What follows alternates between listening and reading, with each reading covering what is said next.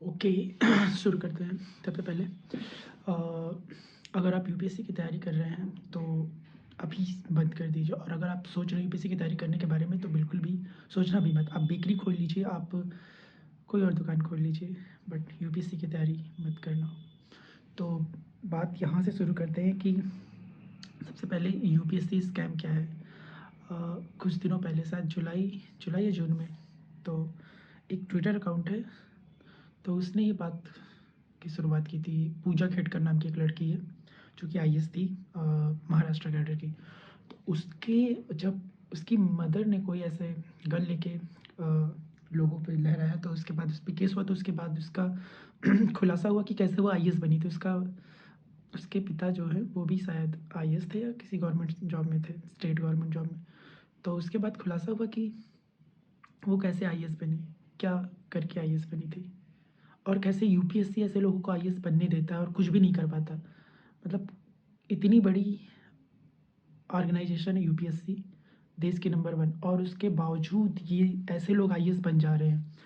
तो मेन जो उसका पॉइंट था पूजा खेडकर का आईएएस बनने का, उसमें था उसका मेंटल इलनेस।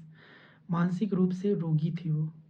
और यूपीएससी जो है वो डिसेबल्ड पीपल में मेंटल इलनेस को भी रखता है। सोचिए, आप मानसिक रोगी हैं, कैसे प्रूव करेंगे आप?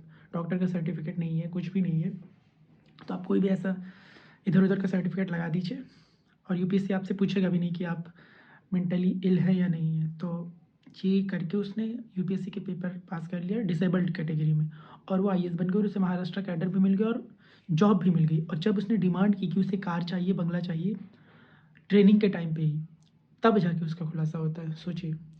और आप यहाँ तैयारी कर रहे हैं यूपीएससी की, ये सोच के कि बहुत सब चीज़ें ऑनेस्ट होंगी और पूरी ट्रांसपेरेंट होंगी, बट बहुत सारे झोल हैं इसमें। इसके बाद शुरू होता है यूपीएससी स्कैम के खुलासों का दौर। तो ट्विटर पे ही एक अकाउंट है, खुरपेच नाम से, आप देखेंगे। तो उसने ऐसे खुलासे किए कि लोग कैसे डिसेबल्ड कैटेगरी में जा जाके या ईडब्ल्यूएस का सर्टिफिकेट ले लेके यूपीएससी का प्री मेंस क्वालिफाई करके इंटरव्यू भी क्वालिफाई कर जा रहे हो, और यूपीएससी उनसे क्वेश्चन भी नहीं पूछ रहा है कि आप अपना सर्टिफिकेट दिखाइए कोई ऐसा। तो ऐसे ऐसे लोग भरे पड़े हैं कि बहुत सारे हैं। जैसे उनका डिसेबल्ड है, और उनकी फ़ोटो आई है यूपीएससी के ट्रेनिंग एकेडमी में जो मसूरी में है। वहाँ पर वो बैडमिंटन और बास्केटबॉल खेल रहे हैं, और हैं वो डिसेबल्ड। मैं यहाँ पे लगा दूँगा उनका ट्वीट जो है। तो ऐसे ऐसे लोग हैं कि मतलब कहने को वो डिसेबल्ड है, यूपीएससी की परीक्षा पास कर ली है, लेकिन वो एकदम फिट हैं, बैडमिंटन खेल ले रहे हैं।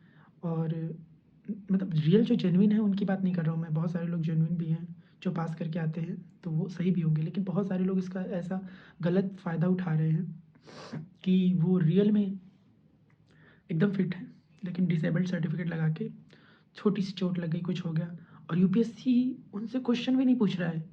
मतलब हद हो गई तब कि यूपीएससी कुछ पूछ भी नहीं रहा है कि आप सर्टिफिकेट दिखाइए, और वो खुलेआम घूम रहे हैं, और कई कई साल हो गए उनके जॉब करते हुए।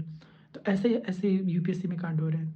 पूजा खेडकर का तो कांड हुआ है कि उसके बाप ने उसको कुछ, मतलब उसके पिता ने कोई सोर्स लगा के मेंटल का उसका वो सर्टिफिकेट बनवाया है किसी डॉक्टर के पास।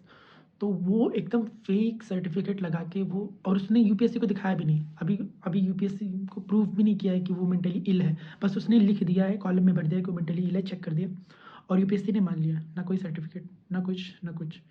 तो ऐसे ही लोग यूपीएससी में भर्ती हो रहे हैं, और आप और बहुत सारे बच्चे तैयारी कर रहे हैं, ज़िंदगी के 5 साल 10 साल बर्बाद कर रहे हैं यूपीएससी के लिए। इससे अच्छा आप छोटा सा बिजनेस खोलिए। 10 साल, जितने साल आप तैयारी करते हैं यूपीएससी में, रूम लेके रहते हैं, उसका खर्चा, बुक्स का खर्चा, कोचिंग का खर्चा, वो पैसे आप इन्वेस्ट करेंगे बेकरी में, मिठाई की दुकान में, किसी भी छोटी सी दुकान में, तो वो आपका डबल ट्रिपल क्वाड्रपल हो जाएगा 5-10 साल में, जितने साल आप यूपीएससी में वेस्ट कर रहे हैं तैयारी करने में। अगर आपका मतलब फाइनेंशियली बहुत अच्छे हैं, आपके घर में बहुत पैसा है, और आप तैयारी करना चाहते हैं शौकिया रूप में, तब आप कर सकते हैं। बट अगर आप गरीब हैं या फिर मिडिल क्लास फैमिली से आते हैं और आपको तैयारी करनी है, तो बिल्कुल भी मत कीजिए अगर आपको फाइनेंशियल बैकअप नहीं है कोई तो। क्योंकि इसमें आपके पूरे ज़िंदगी के 5 से 10 साल, 7 साल, 8 साल वेस्ट होंगे। और आप अगर फ्रस्ट्रेट होंगे, आपके नहीं निकला यूपीएससी, और स्टेट पीसीएस पे आप ध्यान नहीं देंगे, वो भी नहीं निकला, कोई जॉब नहीं निकली, तो आप फ्रस्ट्रेट होंगे और आप गलत कदम उठा सकते हैं ऐसे। तो आपको सबसे पहले ये सोचना चाहिए कि क्या मेरे पास इतना फाइनेंशियल बैकअप है, मेरे पेरेंट्स इतने अमीर हैं कि वो मेरा बोझ उठा सकते हैं 5 साल 10 साल के लिए आने वाले, अगर आप अभी 17-18 साल के और तैयारी करने की सोच रहे हैं तो। और अगर आपको मतलब सच में लगता है कि आप कर सकते हैं, आपके पास फाइनेंशियल बैकअप है या कोई और जॉब है और आप साथ-साथ यूपीएससी की तैयारी करना चाह रहे हैं, तो कोई बात नहीं, आप कर सकते हैं नॉर्मल आराम से। बट ये सोचिए कि ऐसे-ऐसे लोग यूपीएससी में भर रहे हैं और कोई भी कार्रवाई हो नहीं रही है, तो इसका भी ध्यान दीजिएगा। तो ये मेरा रैंट लग सकता है, आपको मोनोलॉग लग सकता है, बट अगर आपको अच्छा लगा तो लाइक और सब्सक्राइब कीजिए चैनल को। आगे और भी ऐसे वीडियो आने वाले हैं, तो तब तक के लिए बाय-बाय। Thank you.